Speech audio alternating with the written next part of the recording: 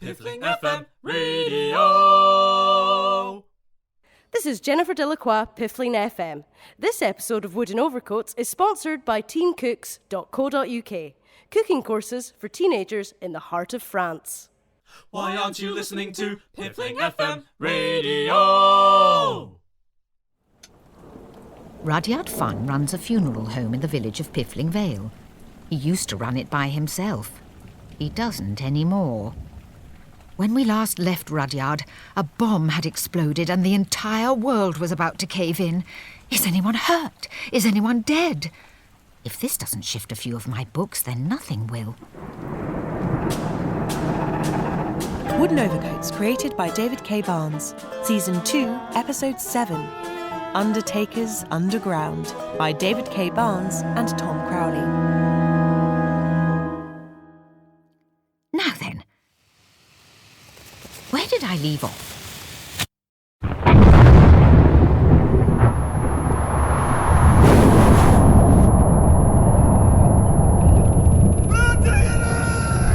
Your mind's collapsing, Rudyard! In the name of someone!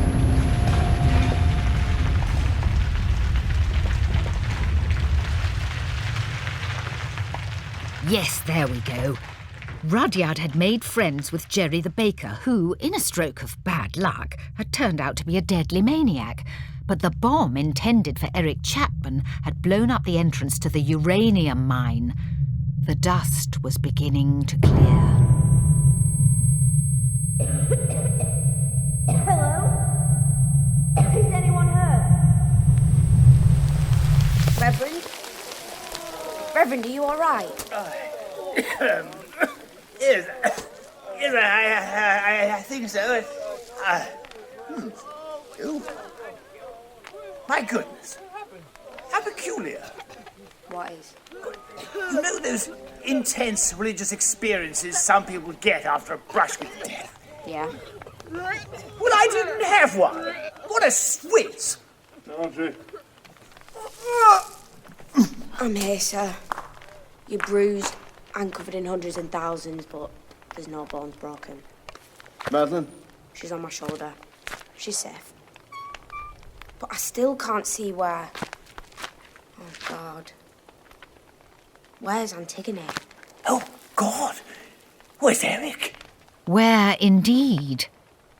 As the rest of us counted our limbs on the island's surface, there stirred within the pitch-black interior of the crumbling mine shaft a frightened and thoroughly fed-up figure.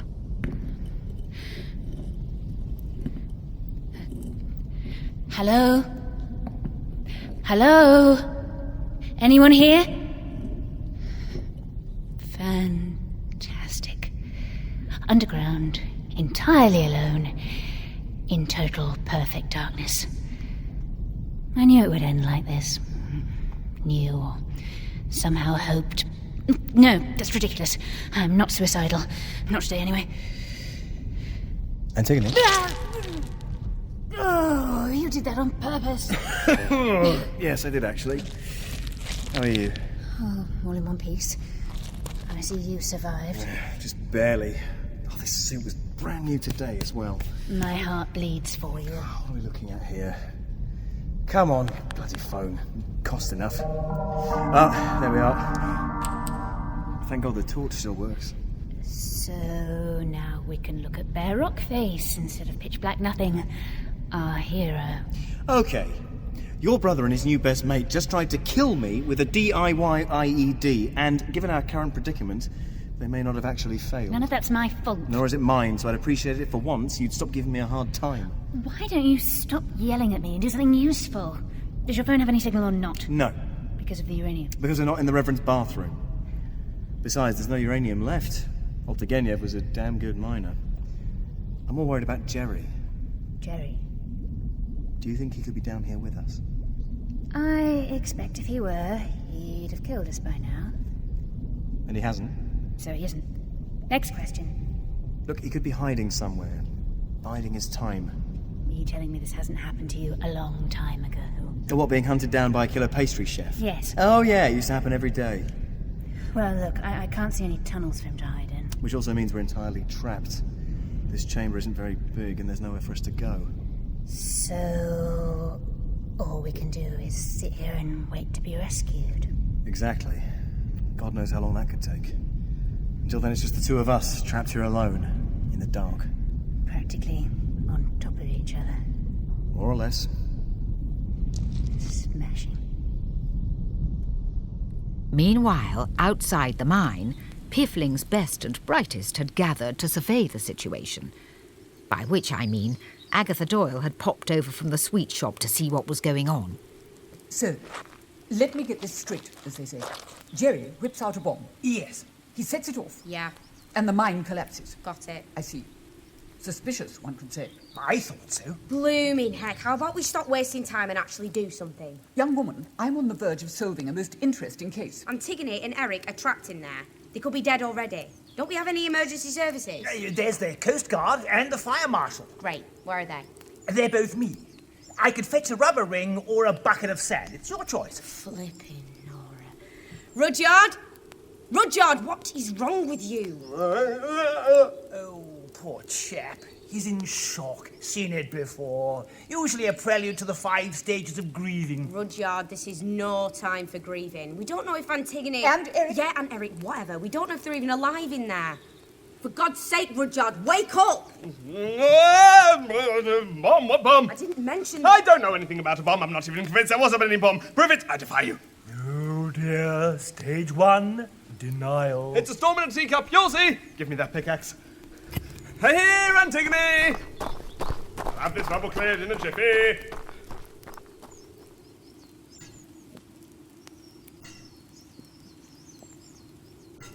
Not long now.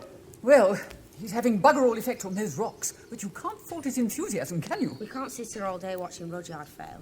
I get enough of that at work. Oh, very good. We have to find another way into that mine.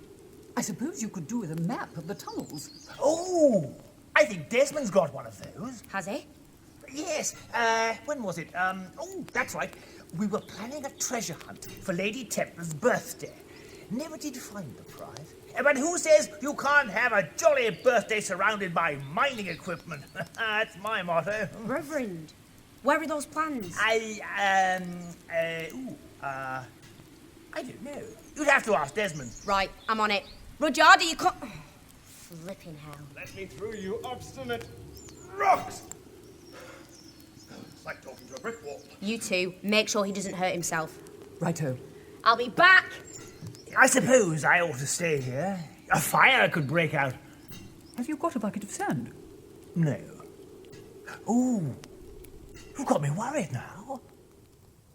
I knew that whatever Georgie did was likely to be quite exciting, so I asked a ladybird to take notes for me while I accompanied Georgie to the office of Piffling Vale's premier statesman, Mayor Desmond Desmond. Now, where are we now? Spreadsheets. Budget deficit. Recycle bin. Well, that wasn't so hard. Mr. Mayor! Well, oh, corks, they found me. Your worship, I need access to your files, now. No, please.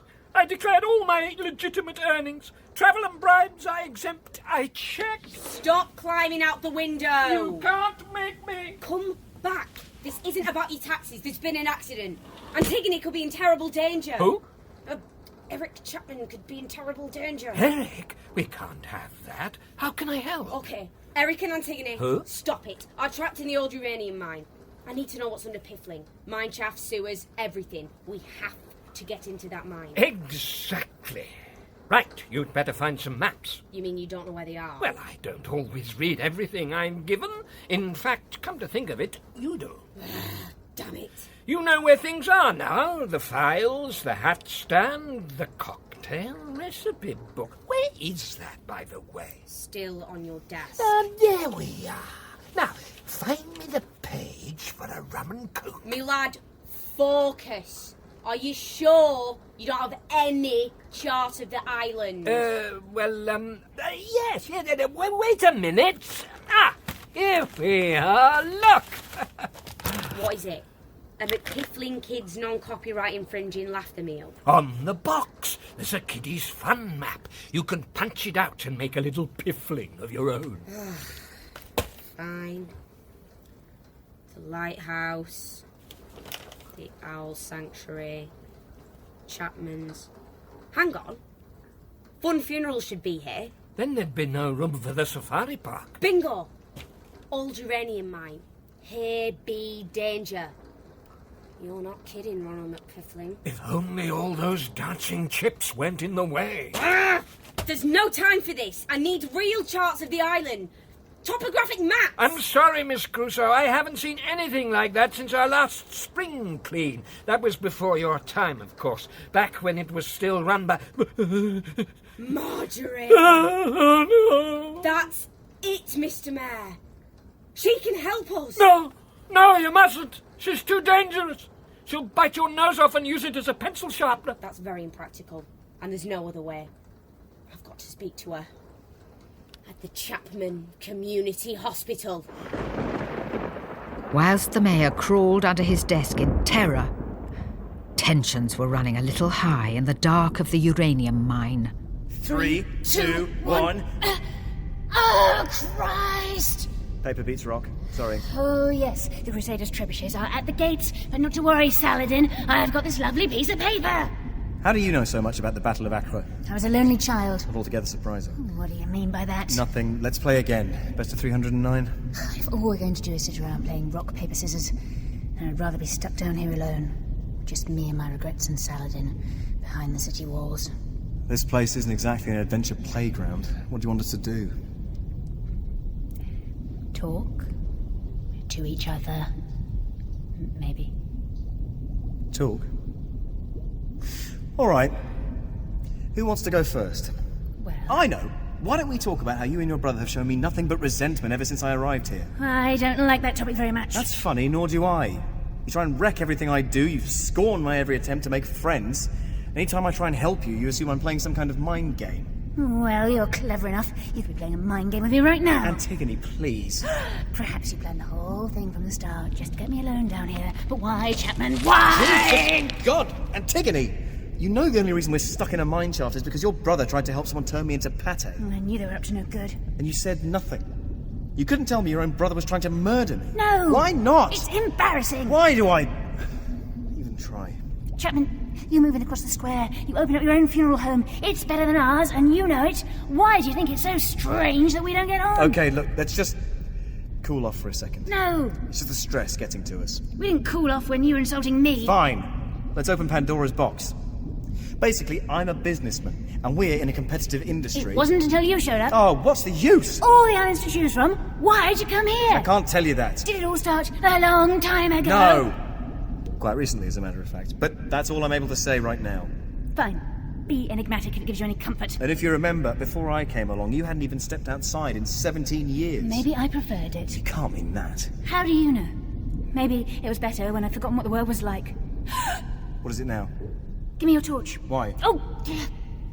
Look. Look! And it's sticking out of the rubble. Good Lord, you're right. It's somebody's arm. And whilst Antigone and Eric made their gruesome discovery, events outside the mine were hotting up too. Cup of tea, Rudyard? Nearly. Oh, I see. Still on denial, are we? Damn rocks. I'll turn you into a pebble beach. We may have moved on to anger. Over him! What the devil's going on over there? Now, stay back, please. Thank you very much. Jennifer Delacroix, Piffling FM. Ms. Doyle, would you care to comment? About what? Anything you like. I'm just pleased to be here. Right, step aside. This is for the professionals. Come on, darling, give us a story. No. Oh, please, I'll be your friend. Dealing with the press, Miss Doyle? Just keeping the massing hordes at bay. I've never been called a massing horde before. I don't think I like it, Miss Doyle. Does this point to an anti-press bias in the Piffling Constabulary? How do you respond to the allegations that you've hurt my feelings? I didn't mean to offend anybody. Sorry, everyone. Oh, Oh, not to worry. No harm done. You're not going to let her off the hook like that, are you? Look, hypocritical piffling police, shamefaced after press-bashing gaff. That's how you do it. Oh, that does sound sharp. Oh, for goodness sake. Let me have a bash at them, Miss Doyle. Yeah, I move this police tape aside. Ugh. What's it made of? Strawberry laces. It was all I had on me. Now, Reverend Waverley, can you give us the picture on the tragic events of this afternoon? Yes. Jerry had a bomb, and then he blew it up. God, that's vivid. And now, can you tell us a little bit about your own personal trauma after this tragedy? I'm terribly sorry. I don't think I have any. You've not been crying, howling, any thrashing? No, not really. Oh, no story here then. Oh, 4:30. I'm off for a pint. It's your round. Well, I suppose I am rather worried about Eric Chapman. Eric Chapman? What about Eric Chapman? He was in there during the cave-in with Antigone Funn. I thought she was dead. No, she thought you were dead. Oh, yeah. And you see, the two of them are either trapped inside that little lot or, well, worse. You mean Eric Chapman killed? Brilliant! This is even better than the last time he died. Well, I didn't say he was dead. But to the best of your knowledge, you can't confirm he isn't. And when you put it like that, I suppose I can't. Great! Finally, something to actually talk about on the air. I'll have to bump the word search to page 3. Jolly good work, Reverend. You've kept them busy. I hope Chapman doesn't mind me saying he's dead. He's never had a problem with it before. Why? Is that Rudyard Funn over there? Eh? Oh, well, Hey, Mr. Funn! Mr. Funn! Mr. Funn! Get out of it. Rudyard, boy. Watch it, Rudyard. Are you relieved to hear that Jennifer Eric Delacroix at Piffling FM. Are you relieved to hear that your nemesis Eric Chapman may have been slain? Or are you annoyed you didn't do it yourself? Unless he did do it himself. You don't think he did? Mr. Funn, did you do it yourself? Give me 5 more minutes, that's all I need.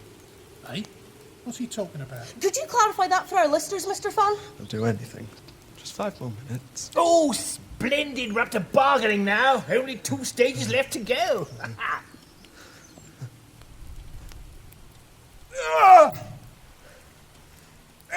Elsewhere, Georgie had arrived at the Chapman Community Hospital. Piffling Vale boasts 2 busy and thriving hospitals, and only 1 doctor between them. Dr. Henry Edgware met Georgie in the foyer, had a good cry, and then led her down to the maximum security wing.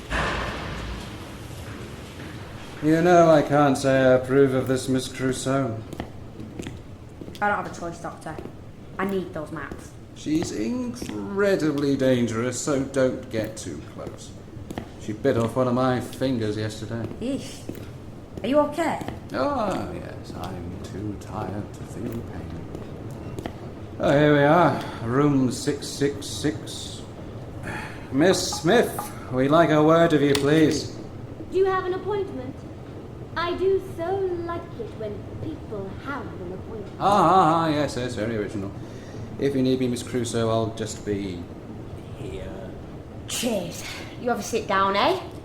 My legs seized up 4 months ago, but thank you. Marjorie? You in there? Oh, it's you, my replacement. You've heard then? The odd fact or figure finds its way to me, like whispers on the breeze. Plus, Dr. Edgware collapses in the corridor and talks in his sleep. He's better than the World Service. How convenient. I still remember every corner of this island, every tiny detail. How is dear old Fun Funerals? Not bad. What about Rudyard's little pet mouse? Ask her. And the chip in the dresser by the kitchen door? It's still there now. Could you... And how is that mug that you broke on the 11th of June? We threw it away. Look, shut up. I need your help. Ooh, straight and to the point. I like that. You know, we're not so very different, you and I. Yeah, we are. No, we're not. We are, though. Not so different. We are extremely different people. Maybe in a few small areas. Like, I haven't got on a killing spree. Not yet, anyway. I'm not doing it. Sure about that? Not gonna happen. I think you will. Well, I won't. We'll see. That doesn't mean anything, just saying we'll see. We'll see, though, won't we? Well, just shut up. See, getting close. Marjorie, this is serious. I need something. My, oh my. What on earth could the mayor's bright, shiny new assistant possibly need from the little old, obsolete me? Information. You won't get it! I need maps of the underground tunnels of Piffling. Well, ask the mayor where they are. He says he can't remember where anything is after your last spring clean. But I told him. I took him through every last detail.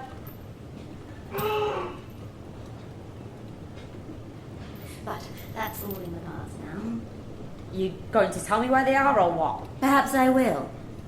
But first, I want something from you. Okay, go for it. It's not much, though. Yes, what is it? Just a teeny, tiny little... Marjorie, what is it you want? The admin. The admin? I want it. All of it. Every building permit. Every declaration of a site of natural interest. Every naming of a park bench.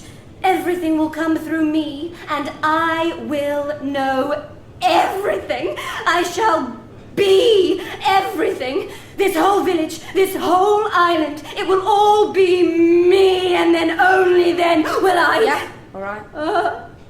Sorry? You can have the admin. What? All of it? Yeah. Really boring. Done. Deal. Oh. Well. Yes. All right. Good. Shall we shake on it? No, thanks. Damn, I was really starting to like fingers. So, why the maps? Cocktail recipe book. Oh, for flip's sake. I just made that rum and coke. Dr. Edgeworth, she's all yours. Piffling reminders us. There's firm honey and free point. Should I just... It's better not to wake him. I'm not a doctor. I am a free man. Whilst Georgie made for the hall to fix a belated rum and coke, Antigone and Eric were analysing the familiar arm sticking out from amongst the rubble.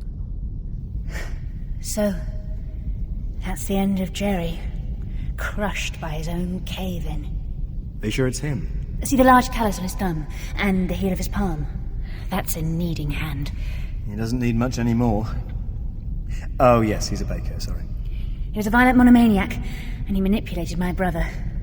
But I'm still sorry he's dead. Stupid, isn't it? Got to accept death in our line of work. Of course I accept it. I just don't like it. Never have. It seems he was reaching out for something as he died. Oh! Look at this. Desmond's secret illegal reserve. Happy birthday, Lady Templar. 30 again, is it? Ha ha. Oh, sorry, that may have been offensive, love Mayor. Moonshine. That cheeky old mayor. Oh. I think drinking it might send us blind. But I'll bet you it's loaded with methanol. Very useful if you've got an arm to embalm. A job for a pair of Undertakers, wouldn't you say? I suppose nobody else can hold a service for him. I think I've got something to inject this with, too. Let's see. My journal, a compass, a couple of passports. What's in that flask? Holy water. Really? No, it's Perrier. Here we go. Portable embalmer's friend. Syringe, cotton pads, car sickness tablets. Never leave the house without it. Very impressive. Pass it over. Full dose of the Mayor's Reserve. You'd better get speaking, hadn't you? Oh, yes. Well... Come on. All right. Farewell, Jerry. Despite your anger management problems and your recent attempt to kill me, we hope that you now find the peace you so evidently needed, which murder, sadly, well, happily, was not able to provide. Unless we starve to death, in which case, top job. Apply fluid to subject. And may your God be with you. May not be much, Jerry, but at least you'll have a presentable forearm wherever you're going. You know, considering we had no resources and no warning and no genuine affection for the deceased, I think we gave him a pretty good send-off. Front page news, Eric Chapman leads successful funeral. Antigone fun, brilliant once again. Yes, well, shut up. Come on. You know you are. You're an artisan. I wonder when we'll get out of here. Remember Mr. Noggin's funeral? Nobody else could have done that. And then there's your scented embalming fluids, and those chocolates he designed. Don't tell me you like them. Don't like them. They're amazing. Beautiful, in fact. An acquired taste, maybe. But then again, I once had to live off scorpion meat in the Mojave Desert for 6 days, so what do I know? You should probably forget that. You bought my chocolates? Had to fight for it, mind you. Agatha did say something about having the remaining stock destroyed in a controlled explosion, but I managed to talk her around. I suppose I should say lots of positive things about you then. You don't have to. Why? Because you know you're fantastic? Yep. Doesn't get us out of this pickle, though, does it? They've probably forgotten all about us up there. No. Bet they're in a right old panic. Calling out the SAS, Interpol, MI5, which could be awkward. My phone. Low battery. Yes? Which will mean, no more light. I'd rather die in the dark. At least then you don't know when it's happened. I've given it a lot of thought. We'll be fine. Really. Just fine. Chapman? Yep. Getting a bit chilly, isn't it? It must be getting late. Well, I know a few survival tactics. If they don't find us by nightfall, we'll have to huddle together for warmth. Oh, God. Though they didn't know it, help was on its way. It seems the reporters have wandered off from Doyle. Yes, Reverend. I think they lost interest. Probably making a beeline for the post office. I hear Mrs. Lemkoff has a bunion in the shape of David Niven. How peculiar. I heard Douglas Fairbanks. No. Well, either way, it's got a moustache. How's Rudyard getting on? Up to depression, I think. One stage to go. Look, Reverend, Miss Crusoe's come back. Guess who I brought? Oh, I say, steady on. Thought we could do with a bit of speed and efficiency. Nigel, we must get one of these. Whack it on the Christmas list. Miss Crusoe, did you find the maps you needed? Right here. We need to find the tunnel that gets us into that mine shaft. Let's see. There's Smuggler's Cove. And the Sodbury family crypt. Oops. We probably should have put him in there. Hey, what are these? All these straight, even tunnels and large chambers all linked together. Those can't be natural. Of course, the old military complex. I didn't think we had a military presence on Piffling. Well, no. Those tunnels were going to be part of a military hospital excavated in the early 1940s by, a handful of Piffling residents who were, sympathetic to certain other countries who might have shown an interest in occupying the island. At one point. Ooh, that's difficult. So they wanted to build them an underground hospital next to a large uranium deposit. I said they were sympathetic, not considerate. Hey, look! One of the tunnels runs parallel to the mine shaft. Right next to Crankenhouse Station Drive. Shh, not so loud. If we can get in, we could dig through it in no time. And it looks like the best way into the base is Smuggler's Cove. It's not far, but the sun's going down.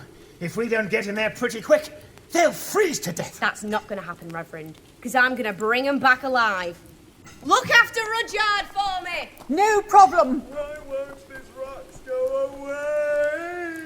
Could the rescue mission reach Antigone and Eric in time? In the depths of the mine shaft, the temperature was dropping, as were their hopes of escape. Not long till the lights go out. You know, if you weren't down here with me, they'd never have noticed I was missing in the first place. Come on, that's not true. I once got trapped under a body, Mr. Pressburger, 3-time winner of the local stockiest man competition. Nobody came down to check on me for 3 days. How did you survive? I subsisted on bitterness. Reminds me of the time I was mountaineering in South America. What? No, go on. I was halfway up Aconcagua when I slipped and fell into a crevasse. My arm got trapped in the rocks. I couldn't even move. It was agony. I was hanging on for dear life. And in my mind, the dark thought. It was either lose the arm and fall to my death, or stay there and waste away. What happened?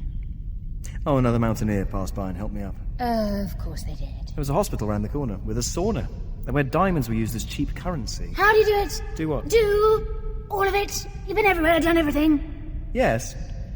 But at what cost? Chapman! Yes, sorry. You keep grabbing people's attention all the time, like the eyes of the world are upon you and you thrive on it. Well, nothing ventured. It's just so alien to me. Oh, don't make an exhibition of yourself, my parents said. You don't want to look a fool. You know, they took us to the circus once. As a birthday treat. 6 years old. I mean, Roger didn't want to come. He wanted to stay at home with his electric train set. He kept saying the service would break down if he wasn't there. He got incredibly anxious about that train set. But you did go, in the end? Yes. I didn't like it at first. I'd been looking forward to it all day, punching Rudyard in the arm whenever he complained, but once we got there I just couldn't get excited about tightrope walking and lion taming. Yes. I always find lion taming's more fun to do than to watch. Everyone else was applauding and gasping, and I didn't know what was wrong with me. And then, just at the end, they brought on the clowns. You like the clowns? One in particular, Bijou. Dressed all in white, except for this big red nose. And she tumbled and flipped and caught buckets of water in her face. Just thriving on doing whatever she liked. My parents didn't approve, and Rudyard kept shouting, "For the love of God, can we all be serious about this for a minute?" But I couldn't stop watching her. It was the happiest night of my life. Surprised you didn't try and follow in her footsteps. I tried. I was stopped. But she was so charismatic and free, and I wanted to be just like her.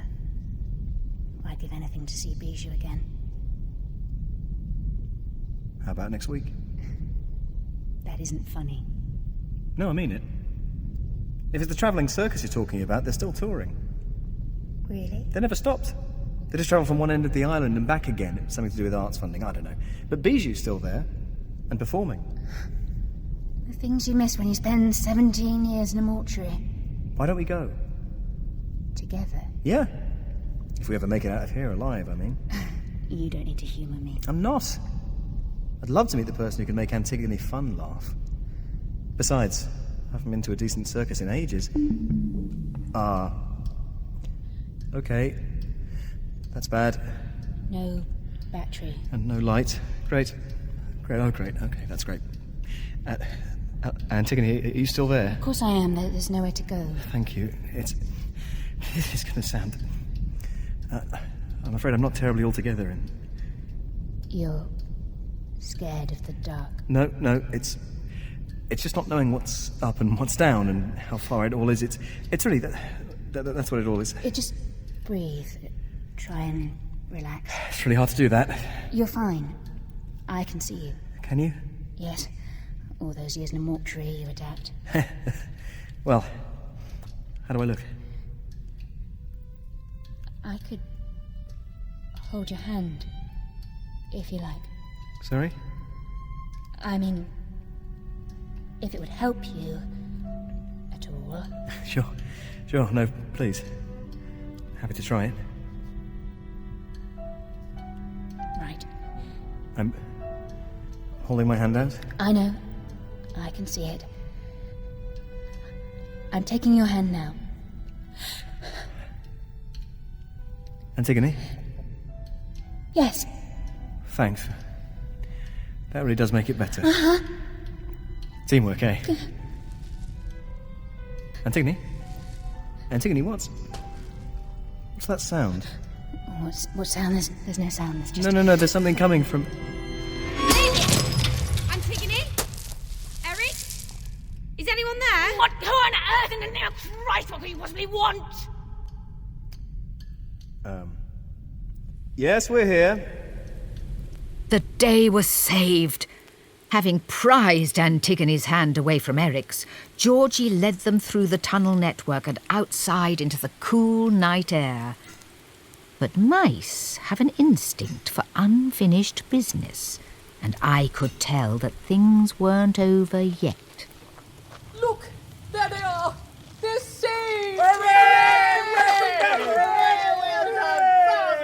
told you, I'm great at bringing people back alive. No bones broken, Eric. If you sue us, I'll be quite understanding. Though bankrupt. It's okay. My dignity's bruised. That's all.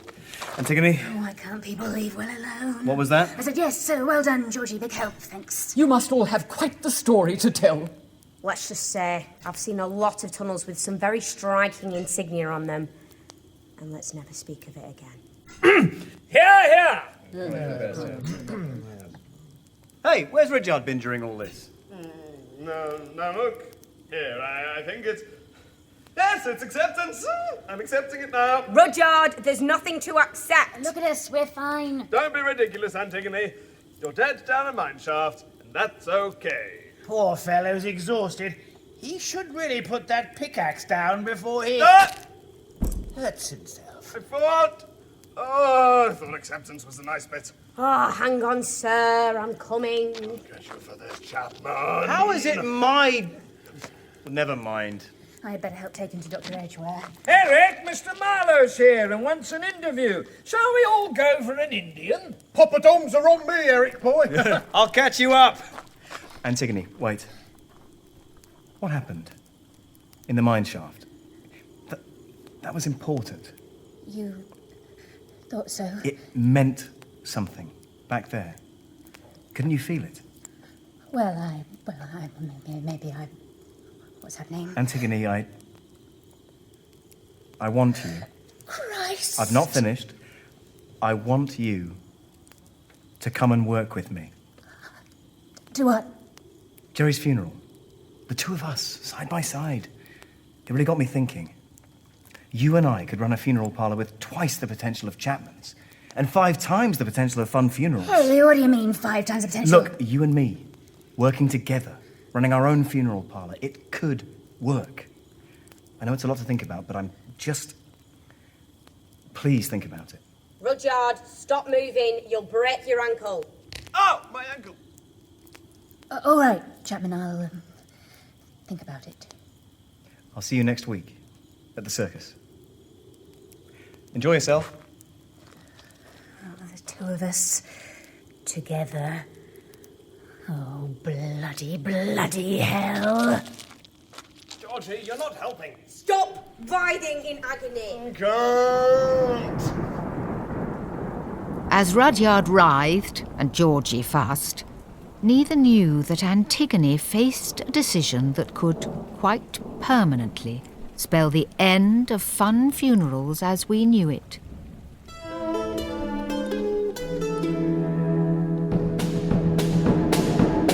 Undertakers Underground was written by David K. Barnes and Tom Crowley and was performed by Felix Trench as Rudyard, Beth Eyre as Antigone, Tom Crowley as Eric, Hera Baxendale as Georgie, Sean Baker as the Mayor, Andy Seacombe as Reverend Wavering, Alison Skilbeck as Agatha Doyle, Elle McAlpine as Marjorie, Paul Putner as Sid Marlowe, Alana Ross as Jennifer Delacroix, David K. Barnes as Dr. Edgware, and Belinda Lang as Madeline, with additional voices by Holly Campbell and Pip Gladwin. Original music composed by James Whittle. The programme was recorded at the Art Space Studios by Tom Guilleron and is directed and produced by Andy Goddard and John Wakefield.